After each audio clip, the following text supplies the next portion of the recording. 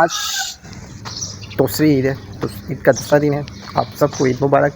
आज मैं रात 8 बजे तक अपनी एक वीडियो अपलोड करने वाला हूँ, ख़ास तौर पर नौकरी पेशावर बंदों के लिए, जिनका हमेशा एक मसला रहता है कि महीने के आखिर में उनकी सैलरी हो जाती है फिनिश, और वो ये सोचते हैं कि काश में कुछ बचा पाता जो आगे चल के काम आता।